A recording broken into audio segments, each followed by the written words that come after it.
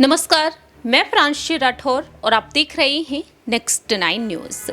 बिहार की सियासत में लगातार अहम दावा करते हुए नजर आ रहे हैं लोक जनशक्ति पार्टी के राजनेता चिराग पासवान ये साफ कर चुके हैं कि हाजीपुर सीट से वह चुनाव लड़ेंगे और जीत भी हासिल करके दिखाएंगे। ऐसे में देखा जा रहा है कि हाजीपुर क्षेत्र का वह बार बार दौरा कर रहे हैं और डंके की चोट पर अपनी बात रख रहे हैं। रंगों के त्योहार होली के मौके पर उन्होंने साफ तौर पर अपनी बात रखी है, भावुक होते हुए नजर आए हैं और वह अपने चाचा पशुपति पारस को लेकर भी एक बार फिर से अपनी बात रख चुके हैं।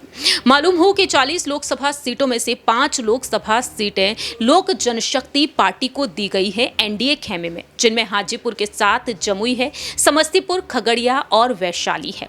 ऐसे में देखा गया कि हाजीपुर सीट को लेकर जद्दोजहद होती हुई नजर आई। पशुपति पारस और चिराग पासवान के बीच सियासी जंग छिड़ गई और वो सियासी जंग इस कदर तक छिड़ चुकी है कि आज दोनों ही आमने सामने नजर आ रहे हैं। हालांकि पशुपति पारस को लेकर यह भी कहा जा रहा है कि वह चिराग पासवान के खिलाफ तो चुनाव नहीं लड़ेंगे, क्योंकि चिराग पासवान बार बार एक ही बात कह रहे हैं कि अगर चाचा आना चाहते हैं तो वह आ सकते हैं, मिलजुल कर चुनाव लड़ेंगे। वह बड़े हैं और घर के बड़े आज भी हमारे घर में फैसला लेते हैं, जो भी फैसला होगा वो मुझे स्वीकार होगा। अब देखा जाए तो चिराग पासवान ने यहां पर साफ तौर पर कहा है हाजीपुर सीट को लेकर। उन्होंने कहा है कि हाजीपुर से मेरा रिश्ता बहुत ही अलग तरह का है, मैंने इसे कभी चुनाव के नजरिए से नहीं देखा।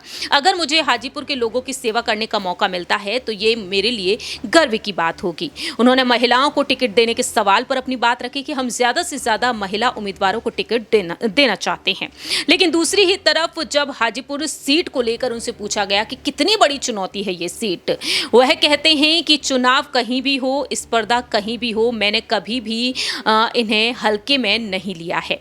हाजीपुर सीट की बात जब भी आती है, मैंने हाजीपुर को कभी एक चुनावी क्षेत्र के तौर पर नहीं देखा। 4 से 5 साल का बच्चा जो अपने पिता का हाथ पकड़कर उस क्षेत्र में रहा और मेरा हाजीपुर से परिचय अलग है।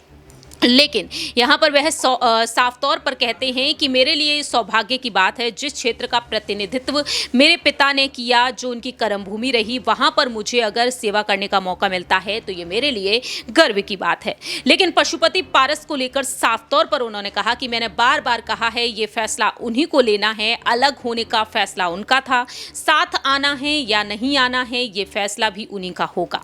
इस तरह से उन्होंने साफ तौर पर कह दिया है कि अगर पशुपति पारस साथ में आते हैं तो उनका फैसला क्या होगा। वह साफ कह रहे हैं कि वो साथ आना चाहते हैं तो मैं साथ रहने के लिए भी तैयार हूं, अगर नहीं आना चाहते तो भी मैं तैयार हूं। यानी कि पशुपति पारस, जिनकी पार्टी को एनडीए खेमे में एक भी सीट नहीं मिली और उन्हें लगातार इंडिया गठबंधन की तरफ से प्रस्ताव मिले। अब देखते हैं कि आखिरकार इस प्रस्ताव को स्वीकार करते हैं चिराग पासवान के इस प्रस्ताव को पशुपति पारस स्वीकार करते हैं या नहीं।